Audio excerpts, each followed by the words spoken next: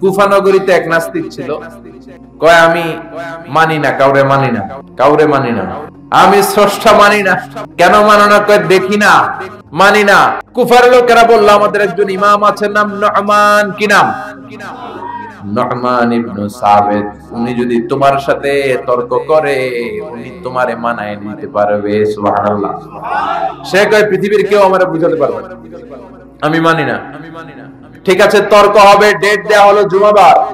জুমার নামাজের পরে নাস্তিক আসবে আল্লাহর বিপক্ষে, সাইয়েদনা ইমাম আবু হানিফা আসবে আল্লাহর পক্ষে।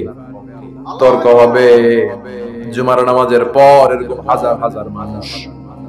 নাস্তিক এসেছে, আসে নাই ইমাম আবু হানিফা, 2 ঘন্টা লেট করে আসছে। নাস্তিক তো রেগে মেগে আগুন। কিরে, এই লোকের যার সময়ের জ্ঞান নাই তার সাথে কিসের তর্ক? জামিয়া, সময়ের কোনো জ্ঞান নাই, আমি তর্কে বসবো না। সাইয়েদনা ইমাম আবু হানিফা বললেন আমার ওজোর আপত্তি আছে। আমি যখন ঘর থেকে বের হই আমার বাড়ির সামনে আছে বিশাল নদী, নদী পার হয়ে আসতে হয়। আজকে নদীর সামনে এসে দেখি কোনো নৌকা নাই, গাছ নাই, লোক নাই, মানুষ নাই, কিচ্ছু নাই, ধুধু প্রান্তর। নৌকা নদীর সামনে যে দেখি নদীর একেবারে এক পাশে বিশাল একটা বড় ধরনের গাছ। হঠাৎ দেখলাম গাছটা এমনি এমনি 2 ভাগ হয়ে গেল। হঠাৎ দেখি এমনি এমনি গাছের ভেতর থেকে কাঠ বেরোলো, তক্তা বেরোলো।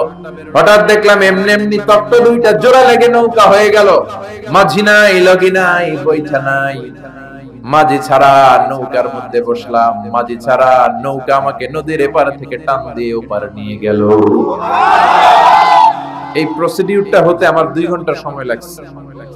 2 ঘন্টা লাগছে, এজন্য দেরি হয়েছে। নাস্তিক কয় তোদের ইমাম ডাইল খাইছে, ডাইল কি খায় আসছে জিজ্ঞেস কর, মাথা ঠিক নাই। এমনি এমনি গাছ কাটে নাকি? এমনি এমনি তক্তা জোড়া লাগে নাকি? করাত ছাড়া গাছ কাটা যায় নাকি? মিস্ত্রি ছাড়া নৌকা হয় নাকি? মাঝি ছাড়া নৌকা চলে নাকি? এমনি এমনি কিচ্ছু হয় নাকি? ইমাম আবু হানিফা বললেন এই তো আপনি লাইনে আসছেন, এমনি এমনি কিচ্ছু হয় না। তাহলে আকাশ কেমন করে এমনি এমনি হলো? বিশাল সাহারা মরুভূমি কেমন করে এমনি এমনি হলো? বিশাল তুর পাহাড় কেমন করে এমনি এমনি হলো? বায়ুমণ্ডল, নবমণ্ডল, ভূমণ্ডল, মহাবিশ্বয়ে বসুন্ধরা কেমন করে এমনি এমনি হলো? সুবহানাল্লাহ। নাস্তিক ভেজালে ঝামেলার মধ্যে পড়ে গেছে। হায় হায়, এরকম করে তো ভেবে দেখি নাই। আসলেই তো তার চিন্তার জগতে আন্দোলন শুরু হয়েছে।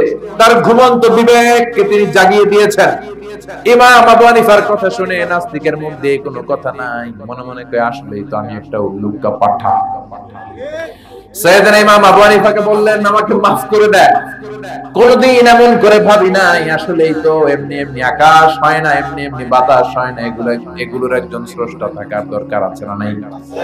নাস্তিক বলে ও নু'মান ইবনে সাবিত, আর দেরি করার দরকার নাই, আমাকে আপনি পড়িয়ে দেন লা ইলাহা ইল্লাল্লাহু মুহাম্মাদুর রাসূলুল্লাহ সাল্লাল্লাহু কালিমা পড়ে মুসলমান হয়েছে। এজন্য ওয়াজাদিলহুম বিল্লাতি হিয়া আহসান। আপনি হিকমতের সাথে, প্রজ্ঞার সাথে, বুদ্ধিমত্তার সাথে, ইন্টেলেকচুয়াল পাওয়ার খাটিয়ে নাস্তিকদের সাথে তর্ক করবেন, তাহলে ওদেরকেও হেদায়েতের রাস্তায় তুলে দিতে পারে কে? এই নাস্তিকদের জন্য কিছু ডোজ, কিছু মেডিসিন আল্লাহ সূরাতুল মুলকে দিয়েছে। যদি শেষ পর্যন্ত এরকম নীরব হয়ে আপনারা বসে থাকেন, আমরা একসাথে শুনবো।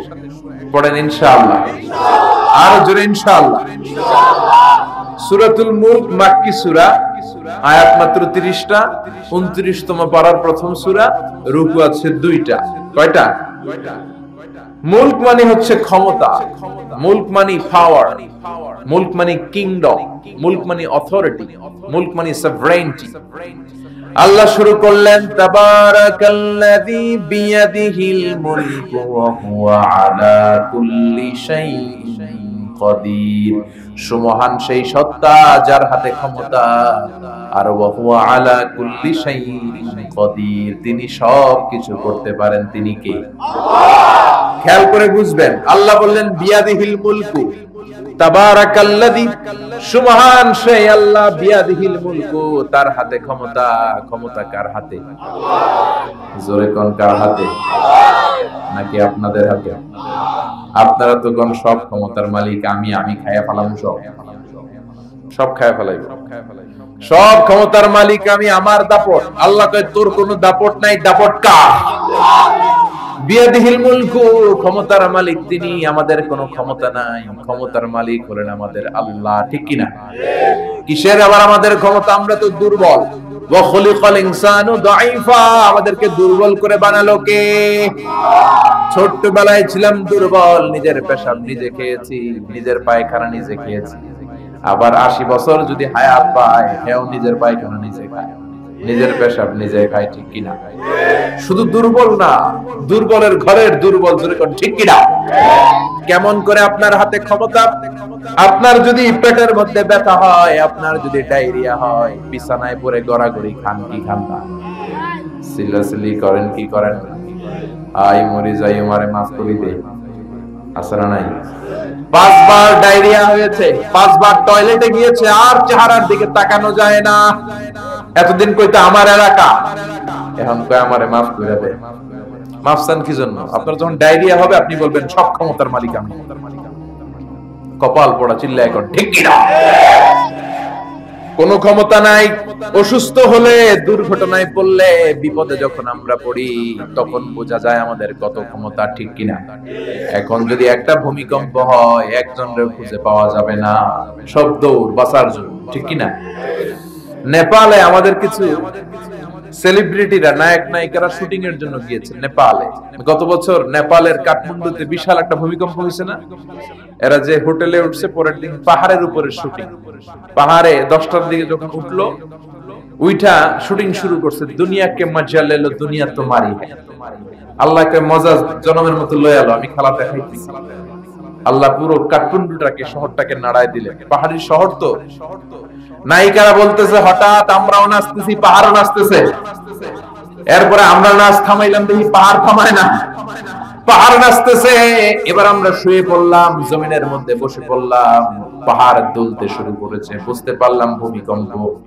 মাত্র 2 কিলোমিটার দূরে আমাদের রেখে আসা হোটেল, হোটেলে আমাদের জিনিসপত্র, লাগেজ, কাপড় চোপড়। হোটেলের দিকে তাকায় দেখি 1 সেকেন্ডের ব্যবধানে পুরো হোটেলটা মাটির সাথে মিশে মেসাকার। এক ভূমিকম্পের ধাক্কায় পুরো হোটেলটা মেসাকার। চিল্লায় পড়েন আল্লাহু আকবার। নেপালে যারা ভ্রমণ করেছেন দেখবেন বড় বড় মূর্তি পদ্মাসনে বসে থাকে। ইরানের উপরে, ইরানের উপরে করে এইভাবে বসে থাকে। বিশাল বড় বড় মূর্তিগুলোর সামনে দুধ আছে, কলা আছে, আম আছে, মিষ্টি আছে না নাই? কিন্তু কিচ্ছু খাইতে পারে না, জোরে কোন ঠিক কিনা? যারা সকাল বেলায় মিষ্টি দেয়, রাতের বেলায় চুরি করে ওরাই খায়, ঠিক কিনা? যতগুলো মূর্তি ছিল সব শেষ। এই মূর্তির সামনে যে ওরা বলতো ওম শান্তি ওম, কিন্তু মূর্তিগুলাই শেষ। যাদের কাছে তোমরা চাও তারাও দুর্বল, যারা চায় তারাও দুর্বল। সবল একজন, তিনি কে? পুরো কাঠমান্ডু শহরটারে আল্লাহ নাস্তানাবুদ করে দিলেন। এক লোক রাস্তায় বসে কাঁদে, চিৎকার করে, সাথে 2টা বাচ্চা। সবাই তারে জিজ্ঞেস করে কাঁদেন কেন? প্রশ্ন করলেই খালি চোখের পানি ছাড়ে। সাংবাদিকরা, টেলিভিশনের লোকেরা এসে বলে আপনার কি হয়েছে, কাঁদেন কেন, কি নাম? কয় আমার নাম অমুক, আমি এই এলাকার সবচেয়ে প্রতাপশালী লোক ছিলাম। গতকালও আমার 2টা 5 তলা বাড়ি ছিল, 2টা গাড়ি ছিল, 3টা শপিং মল ছিল, টাকার কোনো অভাব নাই। ভূমিকম্পের ধাক্কায় সব মাটির ভেতরে নিয়ে গেছে কে? গতকাল আমি প্রতাপশালী, আজকে আমি ফকিরের ঘরের ফকির, ঠিক না? কিচ্ছু নাই। ছেলেগুলোরে খাওয়াবো কি? ত্রাণের খাবার নেয়ার জন্য লাইন ধরেছি। প্রতাপশালী মানুষ, ধাক্কাধাক্কি করতে পারি, খাবারও জোটে না। গত 3 দিন আমার পেটের ভেতরে কোনো দানা পানি পড়ে নাই। কি খাওয়াবো ছেলেগুলারে? এরকম ভূমিকম্প দিয়ে বাংলাদেশটারে আল্লাহ শেষ করে দিতে পারে কি পারে না? এজন্য ক্ষমতার মালিক একজন, তিনি কে? আর কোনদিন বলবেন আমরা ক্ষমতার মালিক?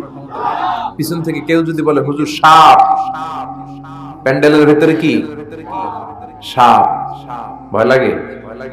আমি দুষ্টামি করে বলছি, তাতে অনেকে ভয় পেয়ে গেছে। আসলে যদি একটা সাপ ফস করে আসে, একটাও থাকবে না। মিছিল দিয়ে একটা কোরআন বাস্তবায়ন করে ফেলাম। সাপ ফস করলে কয় আমি নাই, আসরা নাই।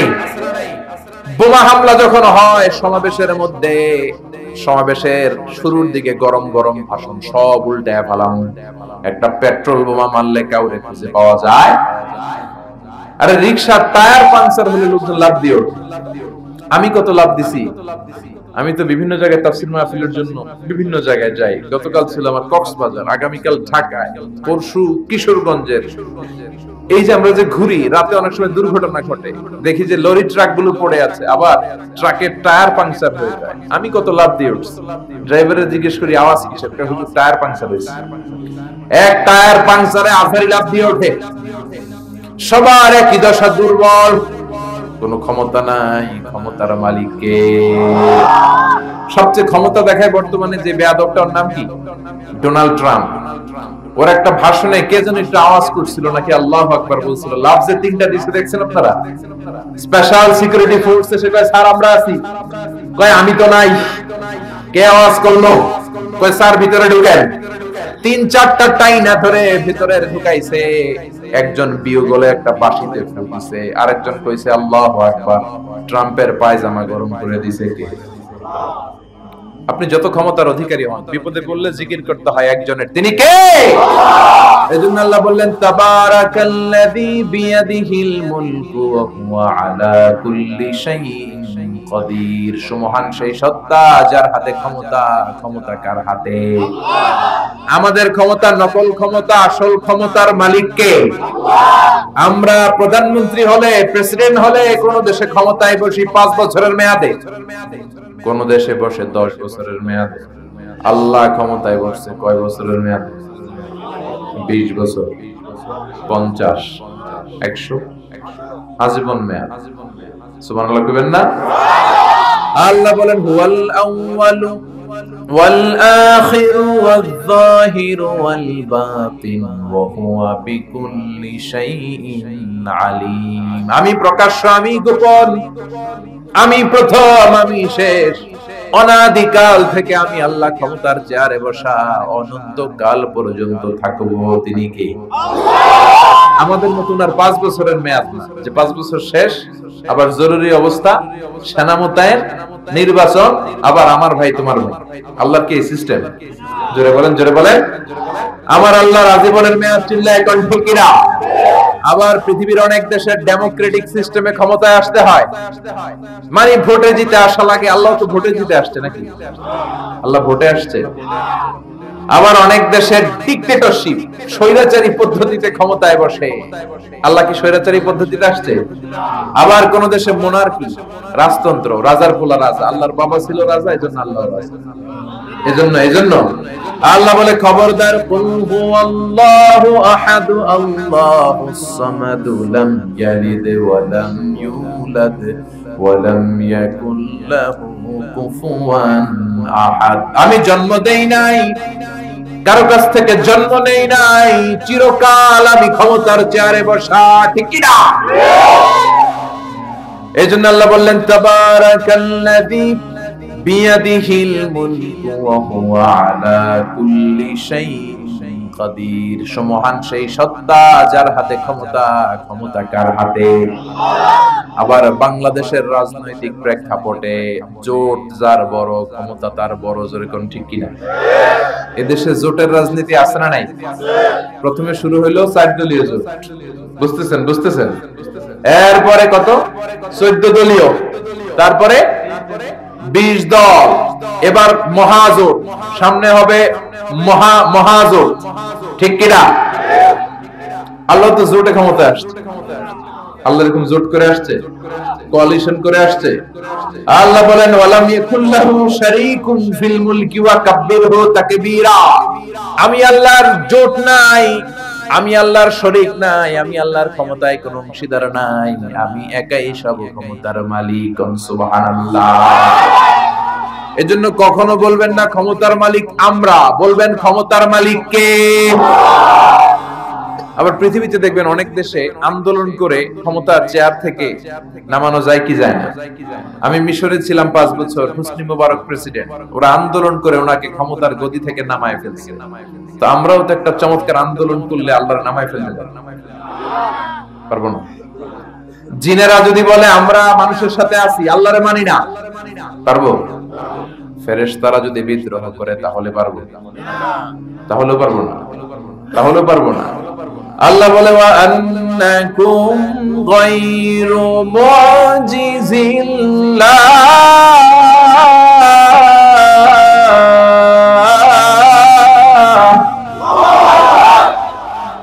আন্নাকুম গায়রু মুজিজিল্লাহ, সব জিনেরা সব ফেরেশতারা সবাই মিলে যদি বিদ্রোহ করে আমার ক্ষমতার এক আনাও তোরা কমাতে পারবি না।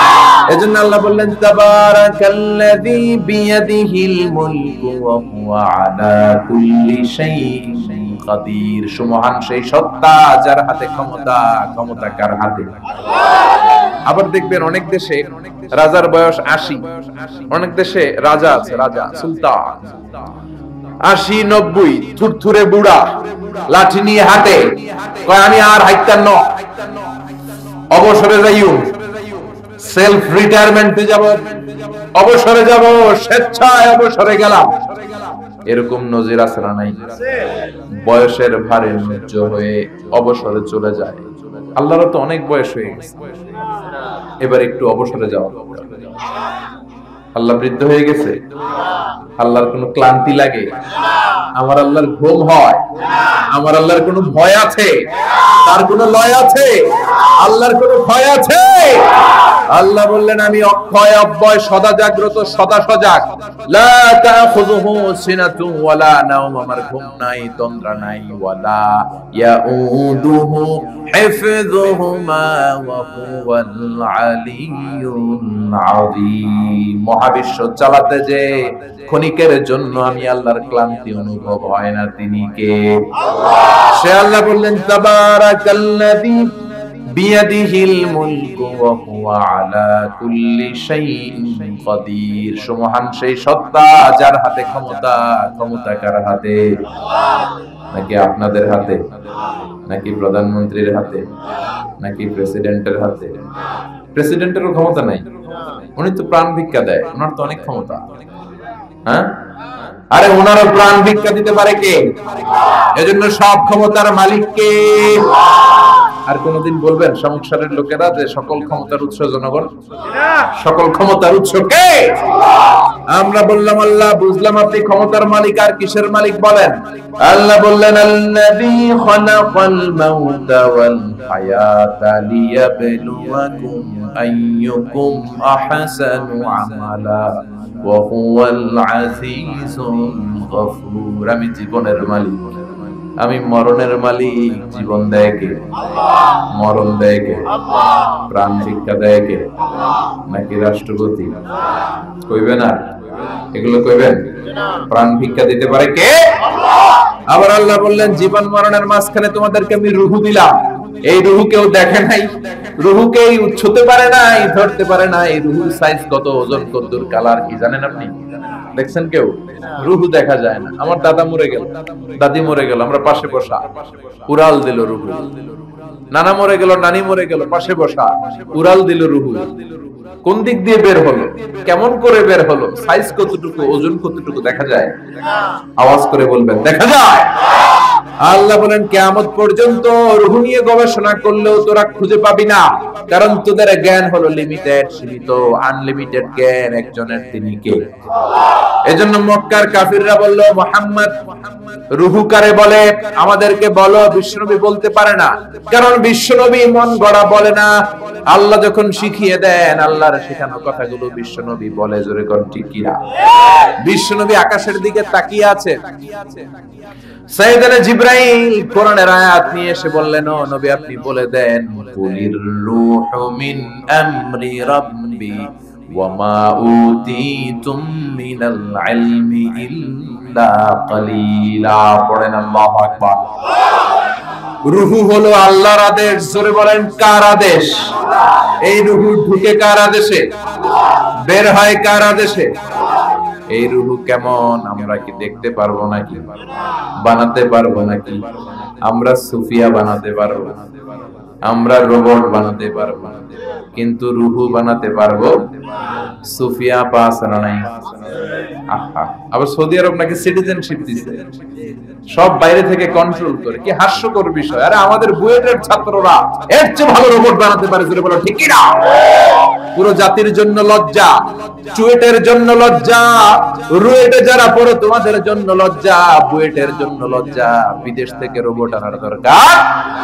আবার নতুন নিয়ম করছে ঢাকার অভিজাত এলাকায় রেস্টুরেন্ট গুলাতে ওয়েটার হবে রোবট। রোবট এসে খাবার দিবে, রোবট এসে পানি দিবে। আমগো দেশে মনে হয় মানুষের অভাব, কপাল পোড়া। যুবকদের এমনি চাকরি নাই, এমনি চাকরি নাই, বেকারত্বের অভিশাপে আমরা মরছি, ওইখানে ঢুকাইছে রোবট, যেরকম ঠিক কিনা? আবার রোবট বানিয়েছো ভালো, জরুরি কাজ করবা, কিন্তু চেহারা দিয়েছো কেন? কিয়ামতের দিন রোবট যারা বানিয়েছে, বিশেষ করে নাক দিয়েছে, মেয়েদের মতো ঠোঁট দিয়েছে, পার্লারিং করেছে, তাদেরকে কিয়ামতের দিন আসামির কাঠগড়ায় দাঁড় করাবে কে? যারা এটার পৃষ্ঠপোষকতা করেছে আল্লাহর দরবারে মুআখাজা আছে না নাই? এজন্য খবরদার, এটা আরেক ধরনের শিরক। এখান থেকে কিছুদিন পরে শুরু হবে মূর্তি চিল্লা, এখন ঠিক কি না? এজন্য আল্লাহ বললেন খবরদার, রূহের মালিক আমি। হাজার হাজার প্লেন বানাতে পারে, রোবট বানাতে পারে, সুফিয়া বানাতে পারে, কিন্তু রূহু বানাতে পারে নাকি? বলেন। বিষ্ণু বললেন কুলির রূহ মিন আমরি রাব্বি, রূহু হলো আল্লাহর পক্ষ থেকে আদেশ, আল্লাহর আদেশে আসে, আল্লাহর আদেশে চলে যায়। কেউ এটা বের করতে পারবে? আমেরিকার এক বিজ্ঞানী কয় আই হারুন, আমি পারবো। কিন্তু বছরের পর বছর গবেষণা করে রূহু পায় না, রূহু খুঁজে পায় না। রূহুকে আসলে পাওয়া যাবে? জোরে বলেন। আল্লাহ তো বলেই দিয়েছে তোমাদের জ্ঞান লিমিটেড, ওমা উতিতুম মিনাল ইলমি ইল্লা কালিলা। রূহুর মালিক আমি, খুঁজে পাবা না।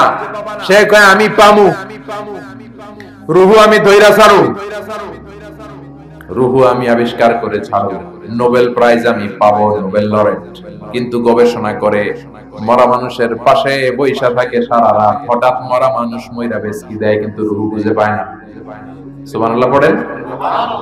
হঠাৎ করে মানুষ মরে যায়, কিন্তু রূহু আর সে পায় না। এবার সে আবিষ্কার করলে এক কাজ করি, গ্লাস ফিটিং করে একটা রুম বানাই, ওই রুমের ভিতরে কিছু মুমূর্ষু রোগী ঢুকাই, তাহলে তো রূহু উড়াল দিতে পারবে না। গ্লাস ফিটিং করা, টেম্পারড গ্লাস, সীসা ঢালাই করা, ওটা দিয়ে কিছু বের হতে পারে না, বুলেট প্রুফ গ্লাস। এবার আইসিইউ থেকে মুমূর্ষু রোগী আনা হলো। আইসিইউ চিনেন তো, যে ইন্টেনসিভ কেয়ার ইউনিটে অক্সিজেন দিয়ে রাখে। মেডিকেল টিমের প্রধান বলে, ইউনাইটেড স্টেটস অফ আমেরিকার মেডিকেলের প্রধান কয় গ্লাস ফিটিং করা রুমের ভিতরে ঢুকার পরে, ঢুকানোর পরে রোগীর পালস মা দেখে পালস আছে, মানে বেঁচে আছে। পালস চিনেন তো, ওই যে ধপ ধপ করে, জন্মের পর থেকে অলিন্দ নিলয় আছে না নাই, সিস্টোলিক ডায়াস্টোলিক আছে না নাই? এটা না থাকলে বাঁচবেন? কি হইবেন? ঠুস হবেন। হায় রে মানুষ রঙিন ফানুষ, দম ফুরাইলে তবু তো ভাই কারোরই নাই একটুখানি। হায় রে মানুষ রঙিন ফানুষ, রঙিন ফানুষ, হায় রে মানুষ। আল্লাহু আকবার। রূহু খুঁজে পাওয়া যাবে না। রূহু ধরার জন্য গ্লাস ফিটিং করা রুমের ভিতরে মুমূর্ষু রোগী ঢুকানো হলো। চেক দ্য বিপি, বিপি মানে ব্লাড প্রেসার মাপো, ওকে। চেক হিজ ওয়েট, ওজন মাপো।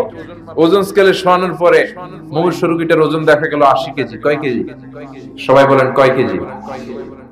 এবার মেডিকেল টিমের প্রধান বলে গ্লাস বন্ধ কর, অক্সিজেনের মাস্ক খুলে নে। সবাই বলল অক্সিজেন খুলে ফেললে মরে যাবে।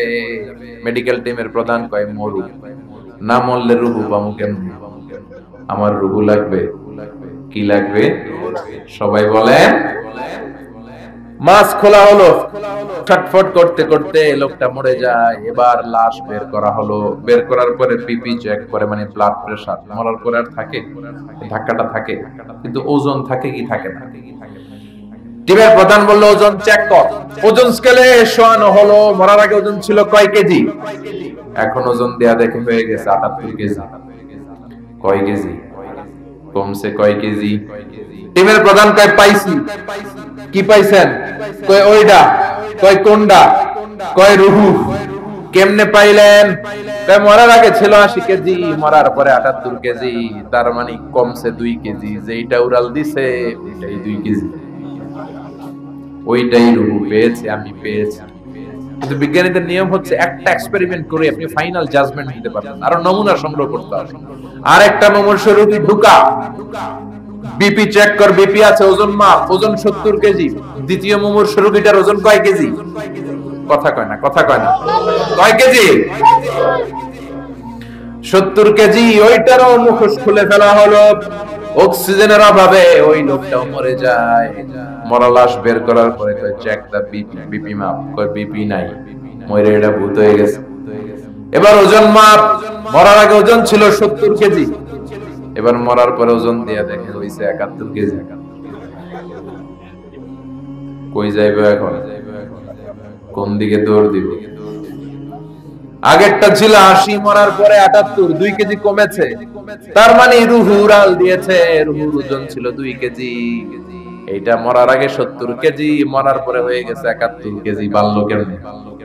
আল্লাহকে কিয়ামত পর্যন্ত বিপি চেক করতে পারবে। কিয়ামত পর্যন্ত টেম্পার্ড গ্লাসের রুমের ভিতরে ঢুকিয়ে মুমূর্ষু রোগী নিয়ে গবেষণা করতে পারবি, মাগার রূহ খুঁজে পাবি না। আমা উতিতুম মিনাল ইলমি ইল্লা কালিলা। কারণ মানুষ তোমাদেরকে একেবারে নগণ্য জ্ঞান দিয়ে তৈরি করেছে কে? তোমরা রোবট বানাতে পারো, সোফিয়া বানাতে পারো, কিন্তু সোফিয়ার ভেতরে রূহ দিতে পারে না। কথা বলেন, কথা বলেন, পারে? মরার পরে এক এক মানুষের এক এক দশা। কেউ প্যারালাইজড হয়ে মরে যায়, হাত বাঁকা হয়ে যায়, দেহের রক্ত জমাট বেঁধে যায়, ওজন বেড়ে যায়। আবার মরার পরে অনেক লোকের হাতের ঢিলাগুলো ছেড়ে দেয়, জয়েন্ট গুলো ছেড়ে ঢিলা হয়ে যায়, ফেসফেসে হয়ে যায়, দেহের ভিতরে জমে থাকা গ্যাস গুলো বের হয়ে যায়, ওজন কমে যায়। ওজন বাড়া কমা দিয়ে রূহ বের করা যায় না। রূহুর মালিক কে? আমরা বললাম আল্লাহ, বুঝলাম আপনি ক্ষমতার মালিক, বুঝলাম আপনি রূহুর মালিক। আর কিসের মালিক? আল্লাহ বললেন, গোলাম الذي خلق 7 سماوات طباقا ما ترى في خلق الرحمن من تفاوت। মাথার উপরে আকাশের দিকে নজর করে তাকা, বিশাল আকাশটারে বানিয়েছে কে? নাকি আমেরিকার বিজ্ঞানীরা?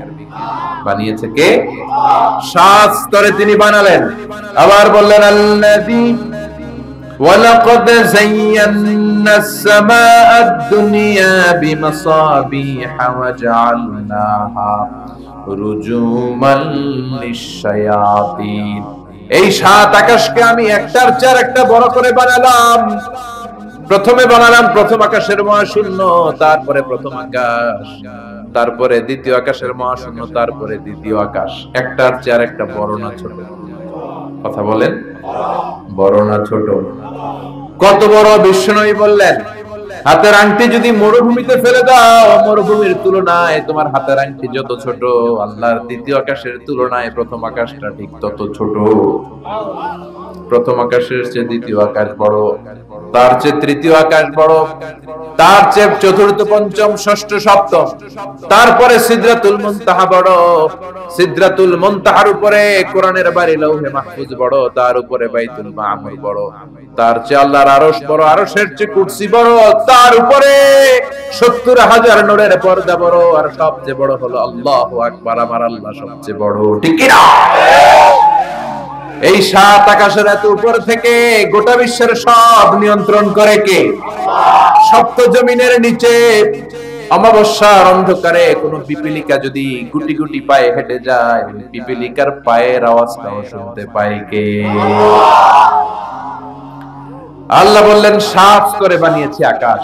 আপনারা যে দেখেন বা বিজ্ঞানীরা যে রকেট নিয়ে এদিক সেদিক যায়, স্যাটেলাইট লঞ্চ করে, দ্য লঞ্চিং দ্য স্যাটেলাইট, এগুলো কিন্তু আকাশে নয়, এগুলো আকাশের মহাশূন্য। এটা হচ্ছে প্রথম আকাশের মহাশূন্য, তারপরে প্রথম আকাশ, একটার চেয়ে আরেকটা বড়। বৃহস্পতি বিশাল বড়, সূর্য আরো বড়। এই পৃথিবীটা কত বড় একটু আন্দাজ করেন। আমরা বসে আছি 14 গ্রাম। 14 গ্রাম হচ্ছে কুমিল্লার 17টা থানার একটা থানা। কুমিল্লা হচ্ছে 64 জেলার এক জেলা। এরকম 64টা জেলা নিয়ে আপনাদের ডিজিটাল বাংলাদেশ। আর বাংলাদেশ হচ্ছে পৃথিবীর সবচেয়ে বড় দেশ। বড় না ছোট? জোরে বলেন। ভারত প্রায় 20 গুণ বড়, কানাডা 100 গুণ বড়, রাশিয়া 150 গুণ বড়।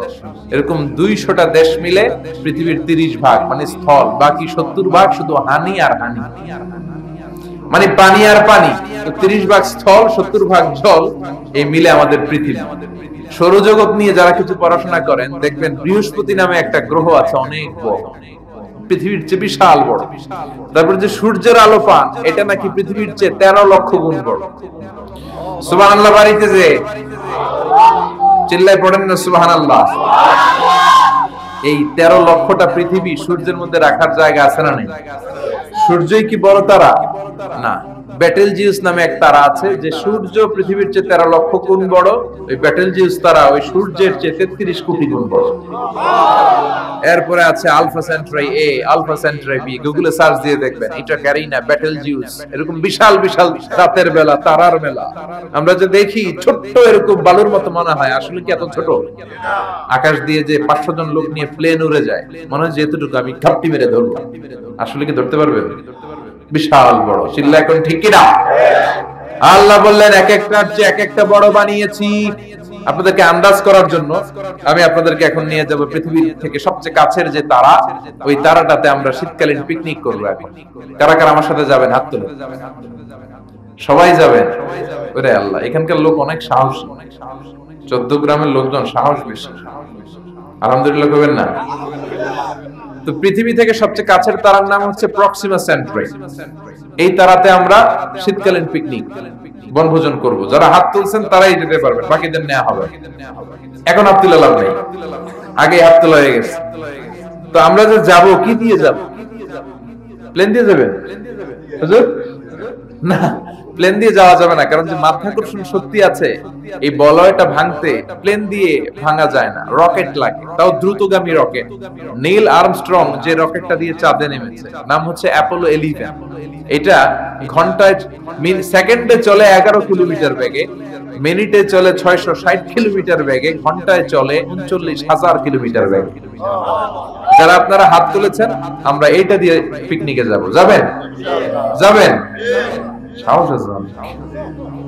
পৃথিবীর সবচেয়ে কাছের তারায় যাব আমরা পিকনিকে। দূরের তারাতে তো যেতে পারবো না, কত যে দূর। সবচেয়ে কাছের যে তারাটা, আমরা ওইটাতে নামবো ইনশাআল্লাহ। তাও যাব অ্যাপোলো 11 দিয়ে, যেটা ঘন্টায় চলে 39,000 কিলোমিটার বেগে। বাংলাদেশ থেকে আমেরিকা 10,000 কিলোমিটার দূর। তার মানে ওই রকেট দিয়ে আমেরিকা 1 ঘন্টা আপনি 4 বার যেতে আসতে পারবেন। সুবহানাল্লাহর ওয়াস্তে। আমরা এটা দিয়ে যদি পৃথিবীর সবচেয়ে কাছের তারা প্রক্সিমা সেন্ট্রাইতে যেতে চাই, যেটা 4.23 লাইট ইয়ার দূরে, এত দ্রুতগামী যানবাহন যেটা ঘন্টায় চলে কয় হাজার? 39,000। সবাই বলেন তো কয় হাজার? 39,000 কিলোমিটার বেগে চলে। এইটা দিয়ে যদি পৃথিবীর সবচেয়ে কাছের তারায় আমরা যেতে চাই পিকনিকে, আমাদের ওইখানে যেতে 1,15,000 বছর লেগে যাবে। সুবহানাল্লাহ কইতে পারলেন না মজা কইরা? আল্লাহু আকবার। এটা হলো সবচেয়ে কাছের তারায় যদি পিকনিক করি, পৃথিবীতে আবিষ্কৃত সবচাইতে দ্রুতগামী রকেট দিয়ে যদি আমরা পিকনিকে যাই, 1,15,000 বছর লেগে যাবে। আল্লাহ যদি বলে যাও আজহারি, তুমি যখন পিকনিকে যাইবাই, তোমাকে সহ যারা হাত তুলছে সবার আমি হায়াত 1,15,000 বছর বাড়াই দিলাম। আমরা যাইতে শুরু করব, যারা হাত তুলে নাই এরা মইরা ভূত হয়ে যাবে সব। এদের নাতি নাতকুর সব মরে যাবে, আমাদের আত্মীয় স্বজন সব মরে যাবে, আমাদের জেনারেশনের পরে জেনারেশন মরবে, এরকম 6,000 প্রজন্ম মরে যাবে। তারপরে ওখানে যে নামার সময় আমাদের হবে। সুবহানাল্লাহ বলেন না? এজন্য আল্লাহ বললেন ওয়ালাকাদ যায়্যানাস সামাআদ দুনিয়া বিমাসাবিহা ওয়া জাআলনাহা রুজুমান লিশ-শায়াতিন। ও গোলাম, চোখটা মেলে আকাশের দিকে তাকা, বিশাল বিশাল তারাগুলোকে তৈরি করেছে কে? বিশাল তারা দিয়ে আল্লাহ গোটা প্রথম আকাশের মহাশূন্যটাকে সুসজ্জিত করেছেন। জোরে বলেন ঠিক কিনা? বিশাল আকাশ। এরপর আল্লাহ বললেন ওয়াসিররু কাওলাকুম আও জাহারু বিহি ইন্নাহু আলিমুম বিযাতিস সুদূর। তোমরা গোপনে বলো কিংবা প্রকাশ্যে বলো, কেউ দেখে না দেখে কে?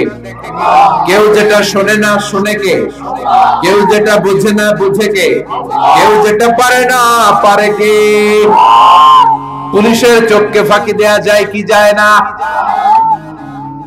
র্যাবের প্রধানের চোখ ফাঁকি দেয়া যায় কি যায় না? বিমানবন্দরের কাস্টমস অফিসারের চোখ ফাঁকি দেয়া যায় কি যায় না? ম্যাজিস্ট্রেটের চোখ পরীক্ষার হলে ম্যাজিস্ট্রেট যারা ঘোরাফেরা করে নকল ধরার জন্য, এদের চোখও ফাঁকি দেয়া যায় কি যায় না? আমার আল্লাহর চোখ ফাঁকি দেয়া যায় না। রাত্রিবেলা দরজা বন্ধ করে জানলা লাগিয়ে লাইট বন্ধ করে পাপ করলেন, কেউ দেখে নাই, দেখেছে কে? এজন্য আল্লাহ বললেন লা তুদরিকুহুল আবসার ওয়া হুয়া ইউদরিকুল আবসার ওয়া হুয়াল লাতীফুল খাবীর। আল্লাহু আকবার। আল্লাহর চোখকে ফাঁকি দেয়া যাবে না। সে আল্লাহ বললেন গোলাম ওয়াল্লাযী জাআলা লাকুমুল আরদা যালুলান ফামশু ফি মানাকিবিহা ওয়া কুলু মির রিজকি ওয়া ইলাইহিন নুশুর। তিনি হলেন এমন আল্লাহ যিনি তোমাদের জন্য জমিনটাকে সমান বানিয়েছেন। সুবহানাল্লাহ। জমিন কি সমতল নাকি উঁচা নিচা? কথা বলেন। এই যে প্যান্ডেলটা যদি উঁচা নিচা হইতো, এখানে উঁচু এখানে নিচু, উঁচু নিচু বসতে পারতেন? উল্টায় পড়তেন, একজন আরেকজনের উপর চিত হয়ে পড়তেন, ঠিক কিনা? বিমান থেকে যদি আপনি তাকান দেখবেন পৃথিবীতে কেমন করে আল্লাহ ফ্ল্যাট বানিয়েছেন। আপনি বাংলাদেশের এক এয়ারপোর্ট থেকে যদি আরেক এয়ারপোর্টে যান, কক্সবাজার যদি যান, রাজশাহীতে যান, দেখবেন সবুজ কার্পেটিং করা। মনে হয় যেন বিমান থেকে সবুজ কার্পেট দিয়ে আল্লাহ বাংলাদেশটাকে বানিয়েছে। সুবহানাল্লাহ। কিন্তু সবুজ কার্পেট দেখে খুশি হওয়ার কারণ নাই, এই কার্পেটের ভেতরে আযাব আর গজব আছে না নাই? যে কোনো সময় ভূমিকম্প হতে পারে, যে কোনো সময় বন্যা হতে পারে, যে কোনো সময় শিলাবৃষ্টি হতে পারে, কি পারে না? শিলাবৃষ্টি চিনেন? চিনেন না? 14 গ্রামে তো হয় না শিলাবৃষ্টি, না হয়? আহা, একটু এই সাইজের শিলাবৃষ্টি পরে আমাদের ধান ক্ষেত শেষ, গম ক্ষেত শেষ। ওই যে আল্লাহ পানি পাঠাইতেছে। শিলাবৃষ্টি যখন পড়ে গম ক্ষেত শেষ। আমাদের বাছুরগুলো যদি রাস্তায় থাকে, বাছুরের মাথার মধ্যে পড়লে, গায়ের উপর পড়লে বাছুরও শেষ। জোরে কোন ঠিক কিনা? আল্লাহ যদি শিলাবৃষ্টির জায়গায় এসিড বৃষ্টি পাঠায়, এসিড বৃষ্টি, পাথর বৃষ্টি, উল্কা বৃষ্টি। দক্ষিণ আফ্রিকার হোবাতে একটা উল্কা পড়ছে 60 টন। এরকম কয়েক হাজার উল্কা যদি বাংলাদেশে পড়ে, যখন পড়া আরম্ভ করবে আমরা সবাই দাঁড়ায় বলবো আমরা ক্ষমতার মালিক। বলবেন বলবেন ক্ষমতার মালিক কে? আল্লাহ বললেন চমৎকার সবুজ কার্পেটিং দেখে ভেবো না তোমরা বেঁচে যাবা। সবুজ কার্পেটিং এর ভেতরে আযাব আর গজব আছে না নাই? যে পরিমাণে আমরা গাঞ্জা টানি, ইয়াবা খাই, যৌতুক খাই, ঘুষ খাই, সুদ খাই, যেই পরিমাণে আলেম ওলামাদের সাথে বেয়াদবি করি, যেই পরিমাণে বিশ্বনবীর সুন্নাহ নিয়ে আমরা উল্টাপাল্টা করি, যেই পরিমাণে ওজনে কম দেই, খাদ্যে ভেজাল দেই, মাছে ফরমালিন দেই, মা বাবার সাথে বেয়াদবি করি, নাফরমানি করি, গাদ্দারি করি, যে কোনো সময় শিলাবৃষ্টি দিয়ে দেশটারে শেষ করতে পারে কে? ভূমিকম্প দিয়ে উল্টায় দিতে পারে কে? শুধুমাত্র বিশ্বনবীর দুয়ার বরকতে বেঁচে আছি। নবী বলেছেন আল্লাহ আগের উম্মতদেরকে যেমনি একসাথে আযাব দিয়ে শেষ করেছেন, আমার এই উম্মতে মুহাম্মদীকে একবারে আযাব দিয়ে মেরে দিয়েন না। এজন্য আল্লাহ একবারে মারে না, কিন্তু মাঝে মাঝে কিছু থ্রেট আছে না নাই? ধমক আছে না নাই? বন্যা আছে না নাই? তখন বলবেন আমরা আল্লাহ মাফ চাই, আল্লাহুম্মা আউযু বিওয়াজহিক বলবেন, আল্লাহ এটা থেকে পানাহ চাই, আমরা বাঁচতে চাই, আমরা মসজিদে ঢুকবো, আমরা নামাজে পড়বো, আমরা কোরআন মানবো আর আইন মানবো কা? আর যদি টিভির সামনে দাঁড়ায় বলেন আমাদের সব ঠিক আছে, আমরা দুর্যোগ মোকাবেলা করব, বন্যা আমাদের কিছু করতে পারবে না, এত মেট্রিক টন খাবার থাইল্যান্ড থেকে নিয়ে আসছি, আমাদের কিচ্ছু হবে না, মন্ত্রীরা যদি এইরকম কথা বলে তাইলে আযাব আর গজব দেশে আছে না নাই? বরং দুর্যোগ মন্ত্রী বলবে আমরা তওবা দিবস ঘোষণা করলাম, বন্যার কারণে পুরো বাংলাদেশে তওবা দিবস। কি দিবস? রোজুরে কি দিবস? এইসব শোক দিবস করে টরে লাভ নাই, তওবা দিবস করবেন। বন্যার কারণে তওবা। ও আল্লাহ, 17 কোটি মানুষ প্রধানমন্ত্রীর সাথে হাতে হাত রেখে একসাথে তওবা। প্রধানমন্ত্রী সহ আমরা, মন্ত্রীরা সহ আমরা, নেতা খেতারা সহ আমরা 17 কোটি মানুষ তওবা করব, মাফ চাবো কার কাছে? তাহলেই বাঁচায় দিতে পারে কে? এরপর আল্লাহ বললেন, আওয়ালাম ইয়ারাউ ইলা আত-তাইরি ফাওকাহুম সাফাতিন ওয়া ইয়াকবিদ মা ইউমসিকুহুন্না ইল্লা আর-রাহমান ইন্নাহু বিকুল্লি শাইইন বাসীর। ওরা কি পাখির দিকে তাকায় না? নাস্তিকরা কেমন করে নাস্তিক হয়? পাখির দিকে তাকালে ওদের মস্তিষ্ক খুলে দিবে কে? দেখবেন কত চমৎকার করে পাখিগুলো আকাশে উড়ে বেড়ায়, কি চমৎকার করে হাঁসের বাচ্চাগুলো পানির মধ্যে নেমে লাফালাফি করে আর সাঁতার কাটে। ছোট্ট হাঁসের বাচ্চাটারে শিখাইলো কে? তারপরে ছোট্ট বাছুর দেখবেন জন্মের পরে দাঁড়াতে শিখানোর পরে মায়ের ওলানের মধ্যে ছোট্ট বাছুরটা ডুব মারে কি মারে না? ওরে কে শিখাইলো যে এখানে ডুব মারলেই তোর রিজিক বেরোবে, তোর খাবার এখান দিয়ে বেরোবে? তিনি কে? সে আল্লাহ বললেন, নাস্তিকগুলা কি পাখির দিকে তাকায় না? পাখির দিকে তাকালে তো মানুষ অবাক হয়ে যাবে। পাখিগুলো কেমন করে ডানা মেলে রাখে, সাফাতিন ওয়া ইয়াকবিদনা, আবার ডানা ঝাপটায়, আবার জমিনে নেমে আসে। পাখির কথা কোরআনে আছে না নাই? আব্রাহার হস্তি বাহিনীকে পাখি দিয়ে মক্কার ওয়াদি মুহাসসারে নাস্তানাবুদ করেছে কে? আবার কাবা ভাঙতে এলে পাঠাওয়া বাবিল, দাও খোদা দাও আমায় আবার উমার দরজ দিল। সুবহানাল্লাহ পড়ে। আল্লাহ বললেন, ওয়া আরসালা আলাইহিম তায়রান আবাবিল,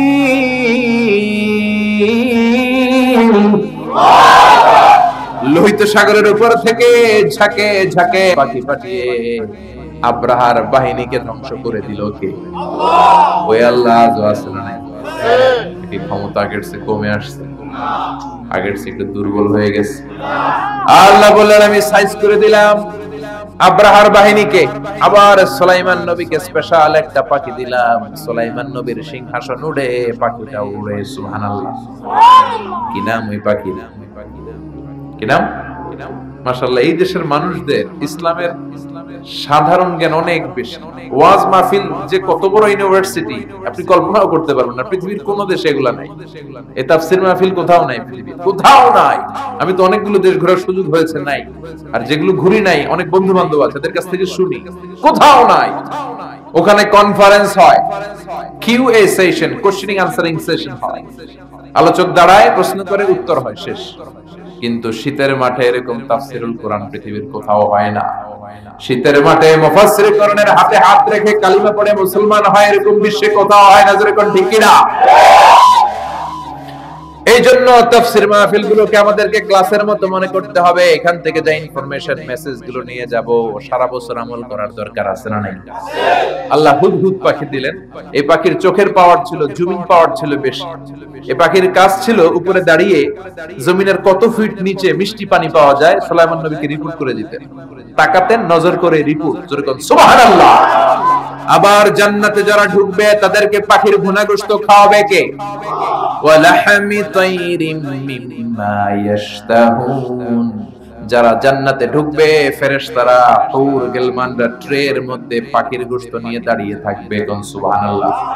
এরকম অসংখ্য পাখির কথা বলে আল্লাহ নাস্তিকদের চিন্তা শক্তিকে নাড়া দিতে চায়। আল্লাহ বলতে চায়, পাখির দিকে তাকাও।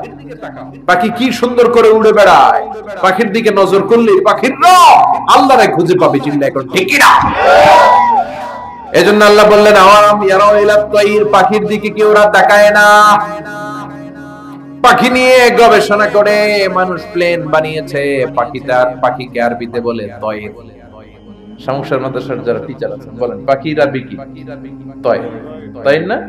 বিমানের আরবি কি? তয়র। তাইয়ার, মাতামনি আরবি তাইয়ার, তয়র, সেম থিং।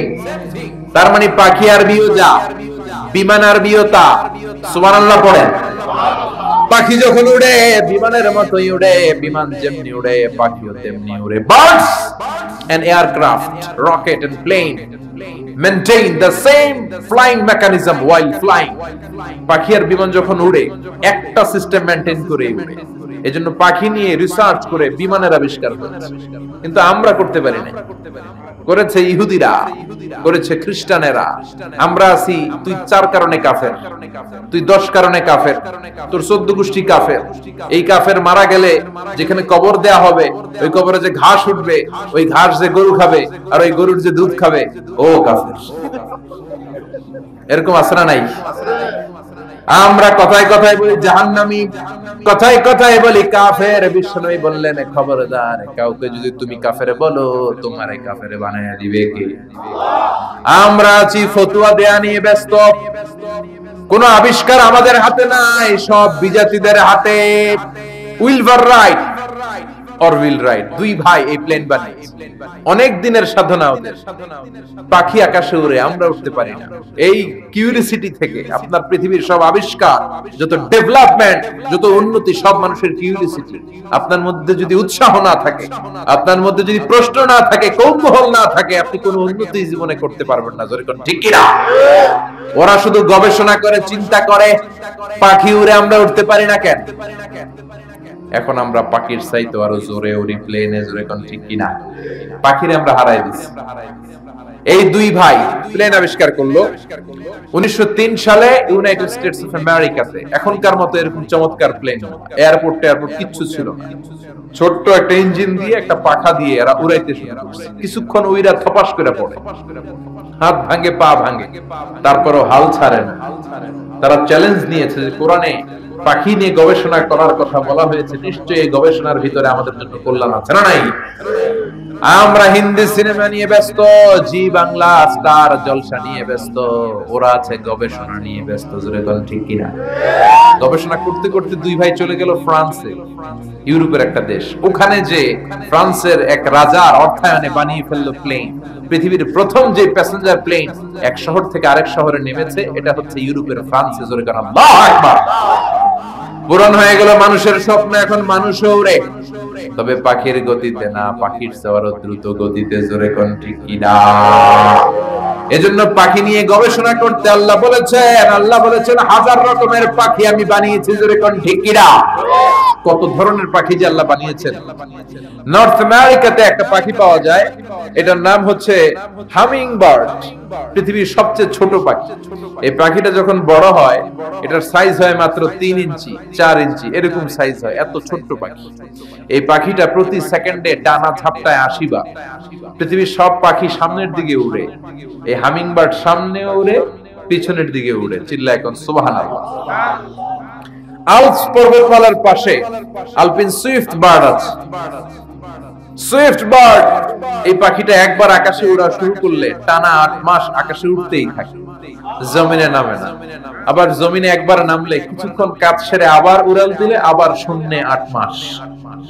সুবহানাল্লাহ। বাড়িতে যে আরেক পাখি আছে হোমা বার্ড, এই পাখি উড়ন্ত অবস্থায় ডিম পাড়ে। এই ডিম জমিনে পড়ার আগে ডিম ফুটে বাচ্চা বের হয়ে ওই বাচ্চা আবার উঠতে শুরু করে দেয়। এজন্য পাখির কথা কোরআনে বলেছে কে? দুই ভাই প্লেন বানানোর পরে গোটা বিশ্বব্যাপী বিভিন্ন ধরনের এয়ারলাইন্স আছে না নাই? আমাদেরও একটা আছে না নাই? কি নাম? বিমান বাংলাদেশ এয়ারলাইন্স। সবাই কয় বেঈমান বাংলাদেশ এয়ারলাইন্স। এটার ফ্লাইট শিডিউলে মারাত্মক বিপর্যয় হয়। এটা টিকিট কাটার আগে একটু বুঝে শুনে কাটতে। বুঝতে পেরেছেন? শুরু হয়ে গেল কমার্শিয়াল এভিয়েশন। পাখির চেয়ে দ্রুত উঠতে হবে। এখন সবচেয়ে দ্রুতগামী যে বিমানটা বানিয়েছে বোম সুপারসনিক, 1300 কিলোমিটার বেগে চলে। আগে ছিল কনকর্ড, হিথ্রো এয়ারপোর্ট থেকে ওয়াশিংটন ডিসি তে এটার একটা ফ্লাইট ছিল। মানে লন্ডন থেকে যারা আমেরিকা যেতে চায় এটা দিয়ে যেত তাড়াতাড়ি যাওয়ার, তাও 4 ঘন্টা লাগতো। ঘন্টায় চলতো 1000 কিলোমিটার বেগে। বিজ্ঞানীরা কয় না, এত আস্তে গেলে হবে না, আরো দ্রুত একটা বানাইতে হবে। এবার বানাইছে বোম সুপারসনিক, বোম্বো মাফেদিনা। কি নাম? Bomb supersonic. এটা 1300 কিলোমিটার বেগে চলে। শুরু হয়ে গেল মানুষের স্বপ্ন, এবার আমরাও উঠতে পারি পাখির মতো। জোরে কোন ঠিক কিনা? পাখি একটা নির্দিষ্ট লেভেলে উঠতে পারে, আমরা ওই লেভেল ছাড়িয়ে 30,000 ফিট উপর দিয়ে উড়ি, ঠিক কিনা? আপনারা যে হজে গেছেন কিভাবে গেছেন? প্লেনে গেছেন? প্লেনে গেছেন তো বুঝলাম, উড়ে উড়ে গেছেন না? বিমান তো আপনাকে নিয়ে শূন্যে উড়াল দিয়েছে, ধরে বলেন ঠিক কিনা? এখন কার্গো বিমান, জাম্বু ফ্লাইটের বিমান, কত বিশাল সাইজের বিমান যে ওরা বানিয়েছে। সবচেয়ে বড় সাইজের যে প্যাসেঞ্জার বিমানটা পৃথিবীতে আছে এয়ার বোয়িং A380, এটা কোনো নির্দিষ্ট দেশের না, এটা কাতার এয়ারওয়েজের আছে, এমিরেটস এয়ারওয়েজের আছে, এয়ার ফ্রান্সের আছে, কোরিয়ান এয়ারলাইন্সের আছে। A380 ডাবল ডেকার, 4টা ইঞ্জিন, 525 জন লোক নিয়ে এই বিমানটা শূন্যে উড়াল। সুবহানাল্লাহ, বাড়িতে যে বললেন